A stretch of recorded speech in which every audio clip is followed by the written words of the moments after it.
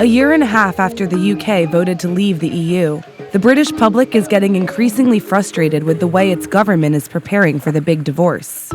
Today, lawmakers released closely held government documents meant to analyze how Brexit would affect different industries, only to reveal essentially no analysis at all. But the central problem isn't what the government is doing. It's that a lot of the communities that voted for Brexit are beginning to realize how much they have to lose.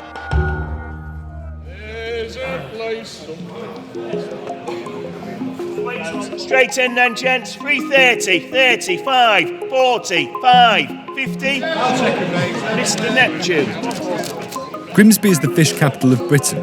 80% of the country's fish passes through this port town. Over 5,000 people are employed in this industry, processing fish mainly caught in Iceland and Norway. A pound, is it?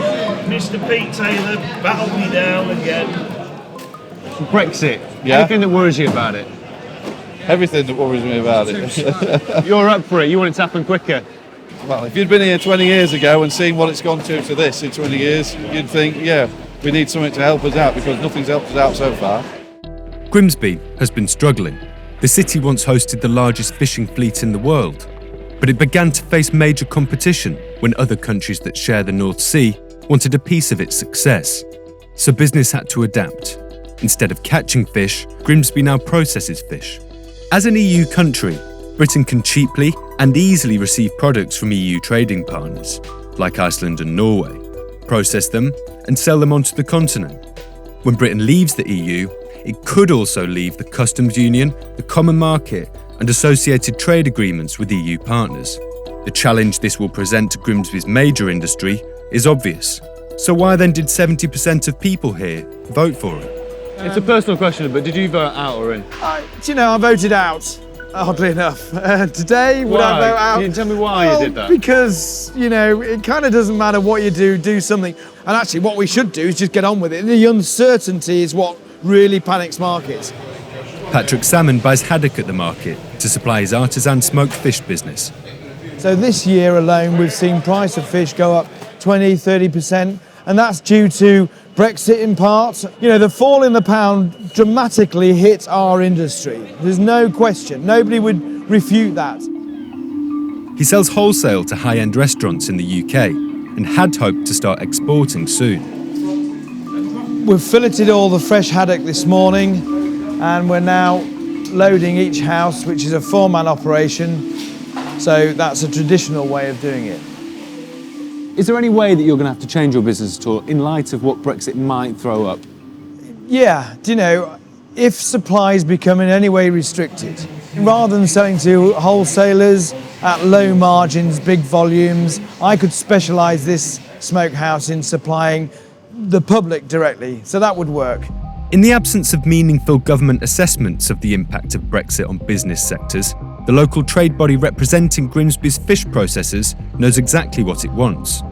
Frictionless borders when it comes to the customs checks, no increase in tariffs on seafood, and access to migrant workers. It also favours special free trade status for regional ports.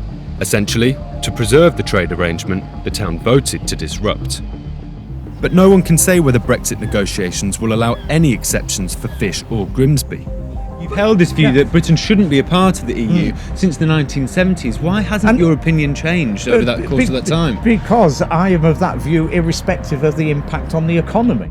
Having got Britain out of the EU, even committed Brexiteers like local MP Martin Vickers aren't looking for too much change. We need some sort of a system that will allow the free movement of the fish, and I think one of the benefits of being in the EU. Well, no, because they were still having to travel through Norway, for example. So what we want to ensure is that there are no barriers put in their way. You don't know whether there will be barriers or not, do you? Well, You cannot assume there won't be, but there is no reason to assume that there will be. Can you foresee a situation in which you would vote against the final deal? I would very much doubt it. But you're leading me into the thing that politicians should never do, and answer the hypothetical question. Everything about Brexit's hypothetical. It assumes a bad deal. Why would the EU want to harm itself by not coming up with a deal that allowed trade and business to continue, not exactly as it is now, but in a very similar arrangement? The government's Department for Exiting the EU told us in a statement that they are pursuing the best deal for places like Grimsby and are committed to the freest possible trade with the EU.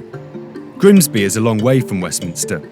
Brexit's progress so far hasn't brought politicians and people here any closer together. They've made a balls of it, okay? We got delivered a message that was wrong, there were lies, but this is an opportunity for brand UK, brand Britain, brand Grimsby to really get out there and look after itself.